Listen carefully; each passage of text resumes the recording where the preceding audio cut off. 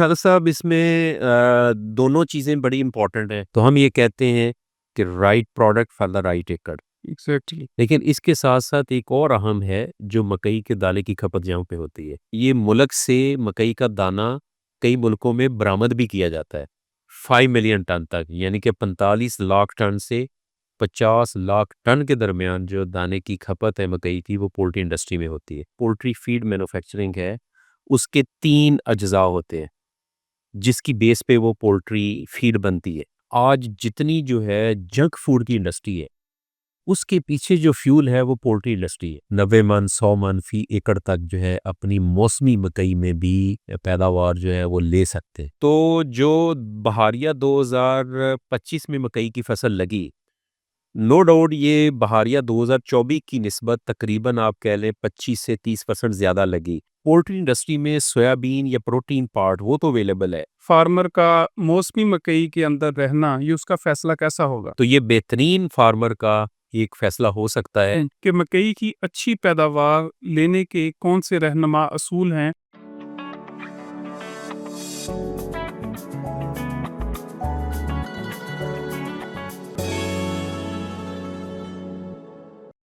अस्सलाम वालेकुम। मेरा नाम है खालिद रहमान और आप देख रहे हैं पायनियर कौन कहानी की सेकंड एपिसोड। आज का हमारा मौजू है मुख्तलिफ इंडस्ट्रीज़ में मकई का बढ़ता हुआ इस्तेमाल। जैसे कि आप जानते हैं कि चावल और गंदम के बाद पाकिस्तान में उगाई जाने वाली फसलों में मकई का तीसरा नंबर है।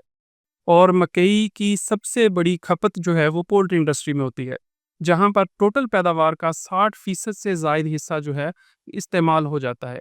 पाकिस्तान में अफोर्डेबल प्राइस के ऊपर मीट की ज़रूरियात पूरा करने में पोल्ट्री इंडस्ट्री का अहम किरदार है। और इसके अलावा पाकिस्तान में तकरीबन 2 मिलियन से ज़ायद लोग इस इंडस्ट्री में बरसरे रोज़गार हैं। आज हम इस टॉपिक के ऊपर बात करेंगे और उसके लिए हमने जो मेहमान मदऊ किए हैं वो हैं अशफाक अहमद साहब। अस्सलाम वालेकुम अशफाक। वालेकुम अस्सलाम। अशफाक अहमद साहब किसी जो है तारफ़ के मोहताज नहीं है। ये कॉटिवा एग्री साइंस में स्ट्रेटेजिक इनिशिएटिव लीड हैं और पायनियर पाकिस्तान में गुज़श्ता 20 साल से जो है ये अपनी खिदमात सर अंजाम दे रहे हैं। अशफाक अहमद साहब से पूछते हैं कि पाकिस्तान में मकई की फसल की अहमियत क्या है और पोल्ट्री इंडस्ट्री में इसकी ज़रूरत के हवाले से वो इसको कैसे देख रहे हैं? जी, खालिद साहब बहुत शुक्रिया आपका। सबसे पहले मैं शुक्रगुज़ार हूँ कि आपने मुझे दोबारा मदऊ किया और आज का जो आपने मौज़ू सेलेक्ट किया है इसकी बहुत ज़्यादा अहमियत है। अभी जैसे आप बता रहे थे कि मुल्क में गंदम और चावल की फसल के बाद मकई तीसरी अहम फसल है। तो मकई की फसल की अहमियत इसलिए भी ज़्यादा है कि हमारे मुल्क में जो बढ़ती हुई आबादी को खुराक पहुँचाने में इस फसल का किरदार जो है वो बड़ी तेज़ी से उजागर हो रहा है। तो उसमें जब हम बात करते हैं तो बड़े जो 4 शोबे हैं जहाँ पे इसका इस्तेमाल होता है ओवरऑल मकई की फसल का, उसमें पोल्ट्री इंडस्ट्री जैसे आपने बताया। इसी तरह जो वेट मिलिंग इंडस्ट्री है जिसमें सनअती इस्तेमाल पे जो है मकई के दाने का इस्तेमाल होता है, जिसमें बड़े-बड़े अदारे जैसे मुल्क में बड़े मशहूर हैं रफ़ान मेज़ प्रोडक्ट्स, स्टार्च पैक्ट, मेटको और इसी तरह और इमर्जिंग अदारे हैं, जहाँ पे मकई के दाने से स्टार्च निकाला जाता है 2 मकासद के लिए। एक तो वो उसका इंडस्ट्रियल यूज़ है, दूसरा वो मुख्तलिफ़ फार्मास्यूटिकल इंडस्ट्री में, फूड इंडस्ट्री में वो स्टार्च है उसका इस्तेमाल होता है। और इसी तरह लास्ट एपिसोड में याद है आपको हमने ज़िक्र किया था कि मकई की खपत का जो तीसरा बड़ा है इसका आंसर, वो डेयरी और साइलेज इंडस्ट्री में है। लेकिन इसके साथ-साथ एक और अहम है जो मकई के दाने की खपत जहाँ पे होती है, उसको हम कहते हैं एनिमल फीड। लेकिन अब एक और इसका जो है इस्तेमाल आप कह लें या इसकी जो है वो आप कह लें कि खपत के हवाले से एक बढ़ता हुआ रुझान वो है कि मुल्क में जब मकई का दाना ज़रूरत से थोड़ा-सा वाफ़र होता है और थोड़ा-सा ट्रेडर के लिए उसमें अट्रैक्शन पैदा होती है, तो अब ये मुल्क से मकई का दाना कई मुल्कों में बरामद भी किया जाता है। तो जिससे मुल्क में ज़र मुबादला जो है उसका आप कह लें कि उसका पॉज़िटिव इम्पैक्ट आता है। मुल्क की जो ज़रूरी मईशत है वो ओवरऑल मुल्की मईशत में भी भरपूर किरदार अदा कर रही है।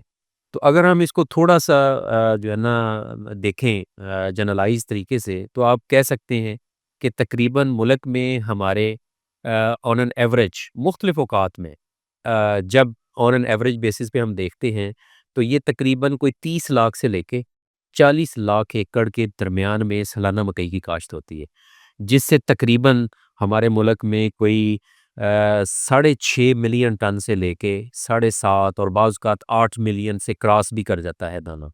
तो जब आप इसकी खपत के हवाले से देखते हैं तो वाक़ई जैसे आपने कहा कि 60% से ज़्यादा जो दाने की खपत है वो पोल्ट्री इंडस्ट्री में होती है। और 60% खपत का मतलब ये है कि तकरीबन 4.5 मिलियन टन से लेके 5 मिलियन टन तक, यानी कि 45 लाख टन से 50 लाख टन के दरमियान जो दाने की खपत है मकई की, वो पोल्ट्री इंडस्ट्री में होती है। यहाँ से हमें इस जो है ना वो हकीकत का पता चलता है कि इस मकई की इस्तेमाल कुनिंदा में पोल्ट्री इंडस्ट्री की क्या अहमियत है, राइट। और फिर पोल्ट्री इंडस्ट्री जो है वो किस तरह से मुल्क की बढ़ती हुई आबादी में अपना भरपूर किरदार अदा कर रही है, बिल्कुल सही। खुराक पहुँचाने के हवाले से। राइट। चलिए, आपने बात की इसमें जो है कि इसका इस्तेमाल जो है मकई का सबसे ज़्यादा पोल्ट्री इंडस्ट्री में हो रहा है, और उसके बाद साइलेज और वेट मिलिंग इसमें जो है इसकी बहुत ज़्यादा जो है खपत हो रही है। अच्छा, चलिए थोड़ा-सा हमारे नाज़रीन को सर ये बताएँ कि जो है आने वाले दिनों में मकई की डिमांड के हवाले से आप क्या देख रहे हैं? खालिद साहब, आपका बहुत अच्छा क्वेश्चन है, तो मैं आपको थोड़ा-सा जो है ना पीछे लेके जाऊँगा। देखिए, मकई की खपत जब पोल्ट्री इंडस्ट्री में हम उसकी बात करते हैं, तो जो पोल्ट्री इंडस्ट्री में फीड मैन्युफैक्चरिंग है, पोल्ट्री फीड मैन्युफैक्चरिंग है, उसके 3 अज्ज़ा होते हैं, जिसकी बेस पे वो पोल्ट्री फीड बनती है। और एक चीज़ मैं आपको बता दूँ कि इस इंडस्ट्री की इतनी ज़्यादा अहमियत है कि आप ये देखिए कि हमारी गमी खुशी के जो मुख्तलिफ मामलात हैं, शादी है, आज जितनी जो है जंक फूड की इंडस्ट्री है, उसके पीछे जो फ्यूल है वो पोल्ट्री इंडस्ट्री है।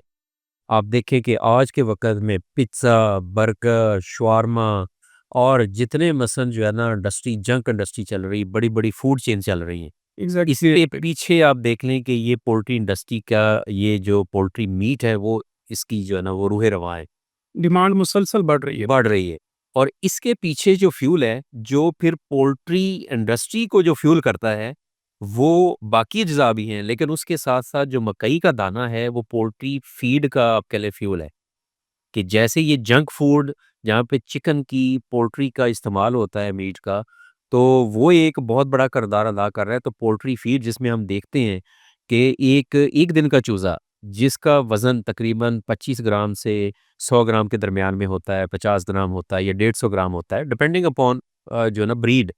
तो उसको 32 से 40 दिन के अंदर जो है 1 ढाई से 3 किलो का बर्ड बनाने में एफिशिएंट पोल्ट्री फीड का कमाल है।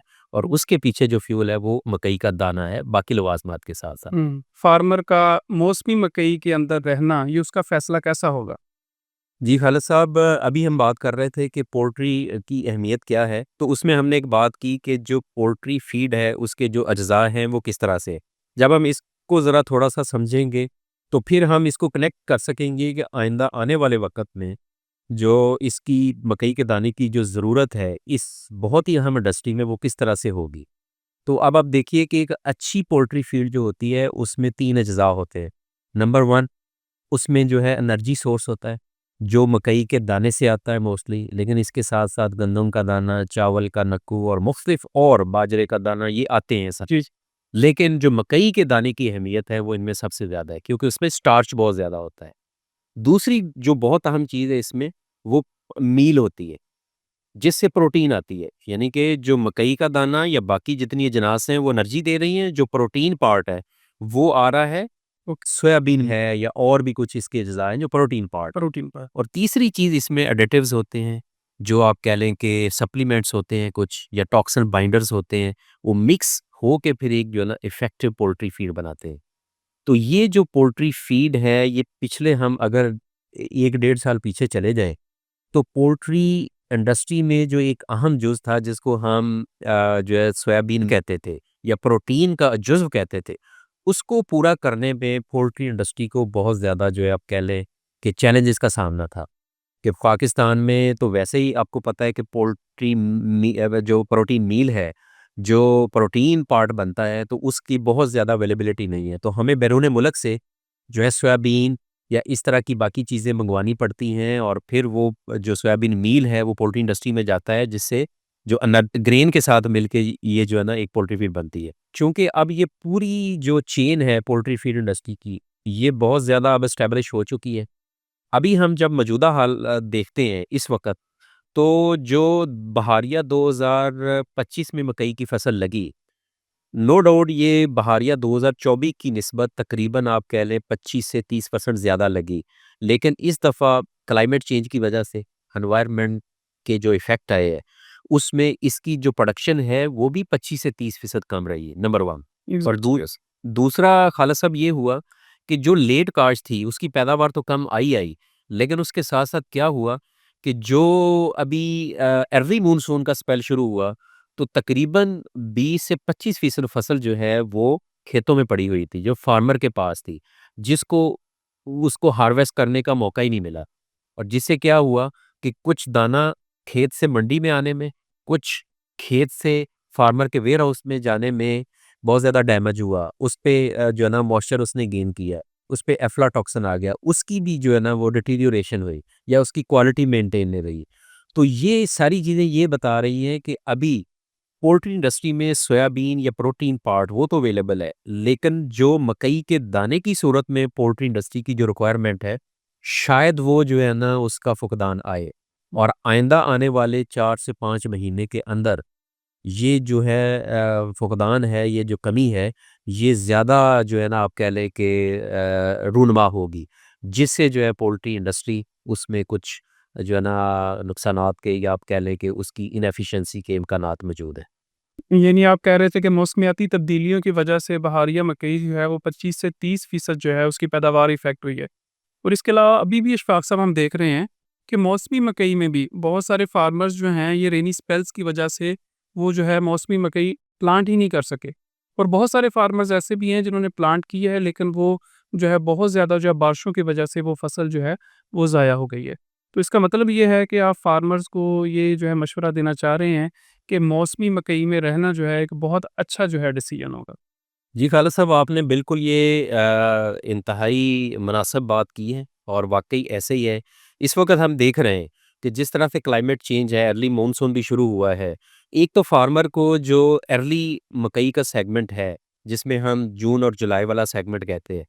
तो अर्ली मानसून शुरू होने की वजह से तो एक ये जो अर्ली सेगमेंट है इसमें मकई के काश्तकार को जो खरीफ के मौसम में मकई बीजता है, काश्त करता है उसको मौका ही नहीं मिल सका। जी, जी, बिल्कुल। तो उसमें ख़ास तौर पे ऐसे काश्तकार जिन्होंने मकई की फसल लगा के खरीफ में फिर आलू लगाने होते हैं या कोई और उनकी वेजिटेबल की कोई होती है तो वो तो वैसे ही इससे निकल गए क्यों। खास तौर पर ये हमारा सेंटर और नॉर्थ सारा जो है। बिल्कुल आपने बजा फरमाया कि ये वाला एरिया बहुत सारे ऐसे फार्मर हैं जो मकई की फसल मौसमी काश्त करके फिर आलू की तरफ जाते हैं। जी। अब वो निकल गया। ऑलरेडी आपको पता है कि 25 से 30% दाने की कमी है। आपको याद होगा बड़े अच्छे तरीके से कि पिछले साल नवंबर, दिसंबर इवन जनवरी के महीने में फ़ेब में हमने ये देखा कि मकई की फसल तकरीबन 3200-3300 रुपए पर 40 केजी फ़ी मन फ़रोख्त होती रही। बिल्कुल ऐसे ही। और उसकी बुनियादी वजह क्या थी कि जो एंड यूज़ इंडस्ट्री है, जो सनअती इस्तेमाल मकई का है, उसमें मकई की ज़रूरत थी और जो पैदावार थी या पीछे स्टॉक थे वो नहीं थे। तो सेम सिचुएशन जो है वो 2025 में अगले 5-7 माह में हम देख रहे हैं।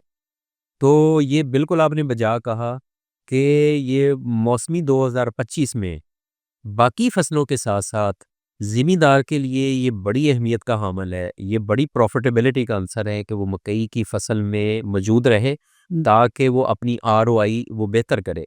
और ये जो इंडस्ट्री में कुछ एक्सपर्ट्स हैं और जो मौजूदा मकई की अभी ज़रूरत है जिस तरह से, तो इस चीज़ की जो है ना ये उम्मीद की जा रही है कि जब ये मौसमी मकई अगले ये जो आने वाला नवंबर-दिसंबर में जब ये इसकी प्रोड्यूस आएगी तो उस वक़्त इसकी जो जिन्स की जो कीमत है, वो उसी तरह पिछले साल जिस तरह हमने देखा कि 3000 3100 इसके बिटवीन रहेगी। तो ये बेहतरीन फार्मर का एक फ़ैसला हो सकता है कि बाकी फसलात के साथ-साथ मकई की फसल में मौजूद रहे। यानी उम्मीद की जा सकती है कि इसका रेट बेहतर होगा, उससे जो है फार्मर को अच्छा मुनाफ़ा मिलेगा। बे चलें, ये आपने तो फार्मर को बहुत कीमती मशवरा जो है वो आपने दे दिया। अब थोड़ा-सा हमारे जो है फार्मर को, हमारे किसानों को ये भी गाइड करें कि मकई की अच्छी पैदावार लेने के कौन से रहनुमा असूल हैं, जिनको वो फ़ॉलो करें और मकई की अच्छी जो है फ़ी एकड़ पैदावार हासिल करें? जी, खालिद साहब इसमें दोनों चीज़ें बड़ी इम्पोर्टेंट हैं। एक तो ये है कि बिल्कुल बजाई से बर्दाश्त तक जी, हर मरहले का जो एहतमाम करना वो बहुत इम्पोर्टेंट है। मसलन वक़्त काश्त और उस वक़्त काश्त के साथ जो राइट हाइब्रिड है। मसलन कॉटिवा एग्री साइंस पाकिस्तान में पायनियर ब्रांड सीड की जब हम फ़रोख्त की बात करते हैं, इसके प्रोडक्ट और सर्विसेज़ की बात करते हैं, तो हम ये कहते हैं कि right product for the right एकड़। एग्ज़ैक्टली। तो उसमें बेहतर बीज की इंतखाब के साथ-साथ बिजाई से बर्दाश्त तक जो उसके डिफरेंट अवामल हैं, उनकी बहुत ज़्यादा अहमियत है। और ये अभी जो वक़्त काश्त शुरू हो गया है, ये ऐसा प्लांटिंग विंडो है, ये एक ऐसी वक़्त काश्त है, जिसमें वैसे ही मौसमी मकई से 85 मन से लेके 100 मन के दरमियान में पैदावार ली जा सकती है। इसके साथ-साथ जो सिर्फ़ ये है कि आपने इसके पूरे जो लवाज़मात हैं, बिजाई से बर्दाश्त तक, उसको एहसन अंदाज़ से वो पूरा कर सकें। तो उसमें फ़ॉर एग्ज़ाम्पल जो बीज का इंतख़ाब हो गया, उसके साथ-साथ ज़मीन की तैयारी, फिर उसमें जो है खादों का मुनासिब और मुतनासिब इस्तेमाल, जड़ी-बूटी से पाक फ़सल, इसी तरह फॉलर भी वर्म आ जाता है, तने की सुंडी आ जाती है, इससे फ़सल की हिफाज़त। और सबसे इम्पोर्टेंट ये है कि ये सारी चीज़ों का जब आप एहतमाम करते हैं, तो आपका जो क्रॉप स्टैंड है, जो आपकी वायबल प्लांट हैं, वो ज़्यादा बढ़ जाते हैं। वो ज़्यादा बढ़ते हैं तो ज़ाहिर है आपकी छलियाँ भी पर एकड़ जो है ना वो ऑप्टिमम हो जाती। जी, तो बुनियादी बात ये है कि जितनी जो है वायबल या लाइव छलियाँ ज़्यादा होगी, उतनी आपकी पैदावार बढ़ेगी। तो ये है कि बजाई से बर्दाश्त तक तमाम अवामल का जब आप बखूबी ख़्याल रखते हैं, तो इसमें कोई शक नहीं कि आप फिर 90 मन, 100 मन फ़ी एकड़ तक जो है अपनी मौसमी मकई में भी पैदावार जो है वो ले सकते हैं। अपनी मेहनत बेहतरीन अंदाज़े काश्तकारी से। जी, आपने बहुत अच्छा जो है बात की कि जो है ओवरऑल सोइंग से लेके जो है बिजाई से लेके कटाई तक, हर लेवल के ऊपर जो है बेहतरीन मैनेजमेंट प्रैक्टिसेस की ज़रूरत है कि फ़सल को जो है बेहतरीन जो है उसका निगहदाश्त की जाए, ताकि उससे बेहतरीन पैदावार जो है वो हासिल की जा सके। सही सर। चलिए थोड़ा-सा जो है फार्मर को जो है ये भी बताएँ कि आपने टोटल बता दिया कि किस तरह से हम मकई की पैदावार जो है अच्छी ले सकते हैं। वो कौन से ऐसे हाइब्रिड्स का इंतखाब करें? क्योंकि जब आप बता रहे थे ना पैदावार के रहनुमा असूल, पहली बात की थी आपने बीज के इंतखाब के बारे में। तो हमारे फार्मर्स को ये भी गाइड करें कि कौन से ऐसे बीज का इंतखाब करें जिससे वो बेहतरीन पैदावार हासिल कर सकें? जी, खालिद साहब ये आपका बहुत अच्छा क्वेश्चन है।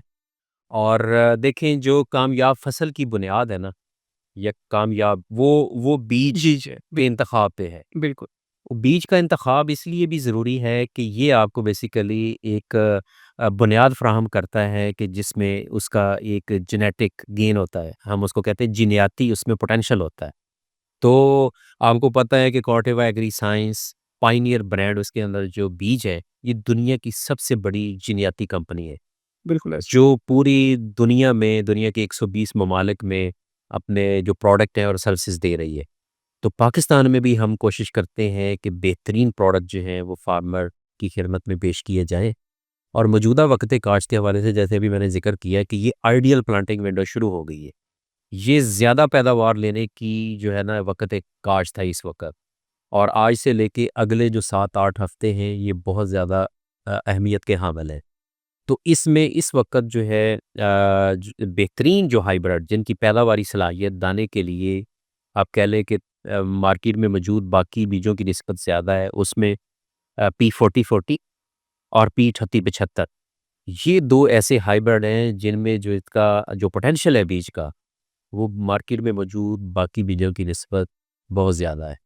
और अभी भी हम जब देखते हैं फील्ड में, तो इस वक़्त काश्त में सबसे ज़्यादा जो डिमांड है, वो इन्हीं बीजों की है। और उसके पीछे बुनियादी वजह वही है कि जो इसका जेनेटिक पोटेंशियल है, हुँ, जो इसमें एक जीनियाती इसका जो पैदावार के इम्कानात का जो इसमें एक अंसर है, वो बाकी बीजों से ज़्यादा है। तो आप इसकी बेहतरीन निगहदाश्त करके बजाई से बर्दाश्त तक, तो आप आराम से 90-100 मन फ़ी एकड़ मौसमी में भी पैदावार ले सकते हैं। बहुत सारी ऐसी एग्ज़ाम्पल मौजूद हैं पाकिस्तान के तमाम मौसमी मकई के जो इलाका जात हैं जहाँ पे मौसमी मकई काश्त होती है, नॉर्थ से लेके साउथ तक, और फिर जो है इवन सिंध के इलाकों तक कि P3875 और P4040 से 100 मन या उससे ज़्यादा भी पैदावार ली है। लेकिन उसके लिए बुनियादी वही चीज़ है कि जो हमने पहले एग्रोनॉमिक प्रिंसिपल की बात की, कि ज़मीन की तैयारी, उसके अंदर न्यूट्रिशन का जो ख़्याल रखना, जिसमें फास्फोरस, पोटाश और नाइट्रोजन, फिर इसी तरह कीड़े-मकोड़ों से और जड़ी-बूटी से फसल की हिफाज़त, ये बेसिकली फसल की बढ़ोतरी और नशो-नुमा को जो है ना वो ऑप्टिमाइज़ करती है। मसलन आपको एक बेहतरीन बुनियाद फ़राहम करती है, जिससे फिर आप एक हाई पैदावार लेना आपके लिए फिर वो मसला नहीं रहता। बिल्कुल सही। ये 2 बीज जो हैं, ये अव्वलीन इंतखाब होने चाहिए फार्मर के, जिनको इस्तेमाल करते हुए वो मैक्सिमम पैदावार ले ये सकें। 2 बीज जो है ना, जो आपने बात की, मार्केट में इनकी डिमांड भी सबसे ज़्यादा है। बेसिकली यही बीज जो है ना, ये फार्मर के दिल की आवाज़ भी हैं। क्योंकि पिछले सालों में ज़िमींदार ने इन बीजों से ना सिर्फ सर अच्छी पैदावार हासिल की है, बल्कि ज़िमींदार भाई ये जानते हैं कि यही वो बीज हैं, जो हमारी बदलते हुए मौसमी हालात का बेहतर तरीके से जो है, वो मुकाबला कर सकते हैं। सर आपकी कीमती आरा का, आपके मशवरे का बहुत शुक्रिया। उम्मीद है हमारे ज़िमींदार भाइयों ने बहुत सी नई चीज़ें और मुफ़ीद चीज़ें आपसे जो हैं, उनको सीखने का मौका मिला होगा। नाज़रीन, पायनियर कॉर्न कहानी में आपके वक़्त और साथ देने का बहुत शुक्रिया। पिछली एपिसोड के हवाले से आपकी कीमती आरा और सवालात हमें मौसूल हुए। इस एपिसोड के हवाले से अगर आपका कोई फ़ीडबैक, कोई सवाल है, तो आप कमेंट सेक्शन में या हमारे व्हाट्सएप नंबर 032 29 29 29 29 पर दे सकते हैं। इसके अलावा कॉटिवा एग्री साइंस का चैनल सब्सक्राइब करें और लाइक करें। अगली नशिस्त में नए मेहमान के साथ, नए मौजू के साथ मिलते हैं। उस वक्त तक अपने मेज़बान खालिद रहमान को इजाज़त दें। मकई की बात पायनियर के भरोसे के साथ।